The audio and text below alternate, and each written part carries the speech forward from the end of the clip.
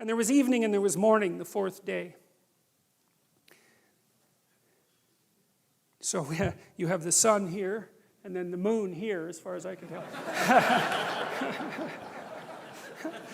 Yeah. Yeah. Actually, I think this is the moon over here, but, yeah, so, yeah, and that's part of the Sistine Chapel, which is, an absolutely remarkable.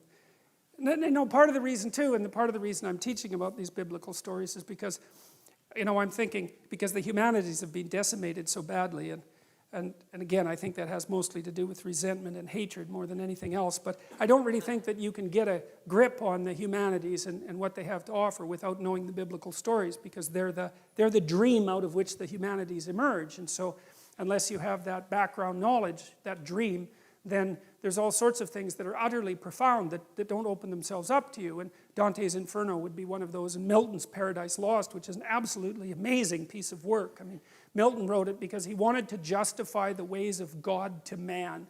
What an ambition that is. And I mean, he was serious about that. He took the problem seriously. It's like, it's the Mephistophelian problem, is that, well, this is a rough business that we're involved in, and, maybe we should just give it up. And I think the whole world, I think, was deciding that in the 1980s when we were deciding whether we were going to engage in the ultimate nuclear catastrophe, and we were very, very close to that a number of times.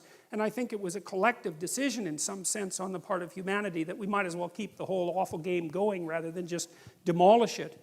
But Milton, he wrote Paradise Lost it's a dream, again, it's a dream, and trying to explain the nature of being and the nature of evil, and you can't crack the damn thing without knowing the underlying stories, and that's really too bad because it's utterly profound. And the reason you need profound things, as far as I can tell, you need profound knowledge, is because life is actually a profound problem for everyone. I mean, you can shelter back and live a very conservative existence, and look, like, more power to you. I understand why you would do that, but it doesn't stop you from having to face the ultimate questions of life.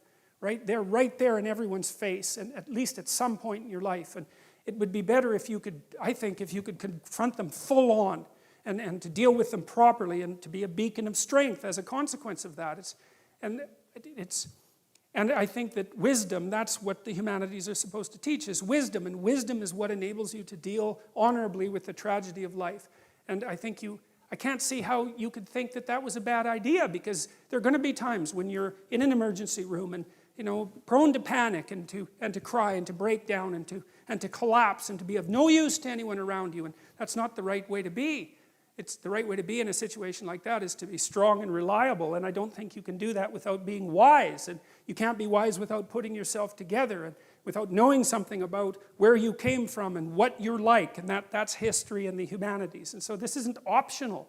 It's more necessary. Man does not live by bread alone, and that's exactly the issue here.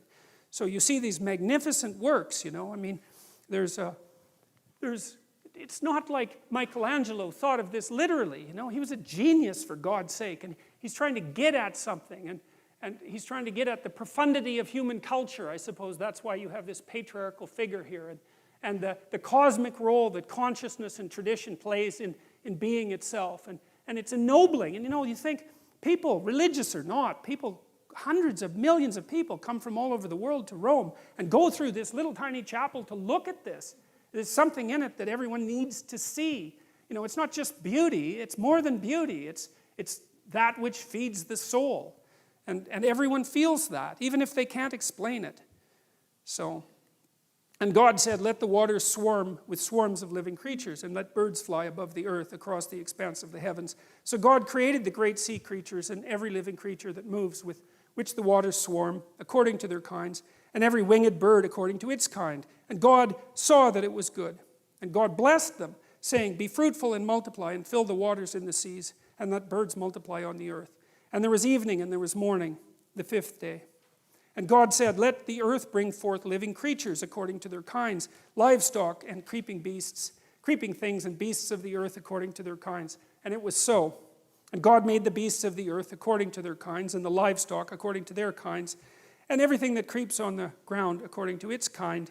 Kind, right? That's kin, right? And to be kind is to treat others as if they're your kin.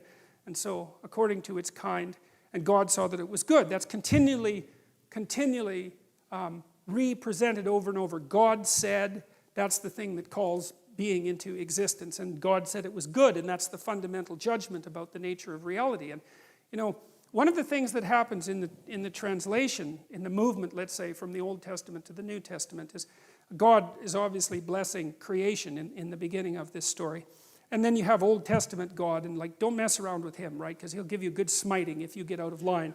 There's no doubt about that. And he's kind of an arbitrary character. And you know, lots of modern people think, well, how could you believe in a God like that? And it's like, when I read that, I think, well, the Old Testament people, that isn't how they thought. They thought, you better look the hell out, because life is really difficult, and if you step out of line, you're going to get flattened, and God doesn't care, in some sense, whether you approve of him. It's like, what the hell does that have to do with anything? Obviously, you don't approve. It's like, you better pay attention, though, because otherwise you're going to be in real trouble. And that there's real wisdom in that. Nietzsche really admired the Old Testament as a work of literature, because he thought that the representation of the divine, let's say, as a representation of the essential nature of being was extraordinarily accurate in its arbitrary and often cruel nature. You know, it wasn't following a morality that human beings could really understand as moral, but he thought that was very realistic, and I like that interpretation. But what happens in the New Testament is quite interesting, because there's an insistence all of a sudden in the New Testament that you're supposed to act towards God as if he's nothing but good. And that's such a strange thing, because you know, you look at the world and you think, yeah, really? Just good, eh? Well, the cancer and the earthquakes is kind of hard to fit into that picture. And you know, the terrible things that happen to children and all of that is very difficult to square with the notion of a good God, obviously. But then the underlying idea is that if you act in that manner, it makes it more likely to be true. It's something like that. And so I would consider that in some sense an act of both courage and faith. It's like you're going to make the case, like God makes at the beginning of the Bible, that being is in fact good. Now, you can't see it because, well, you get to see all the things about it that aren't so good. That's not the point.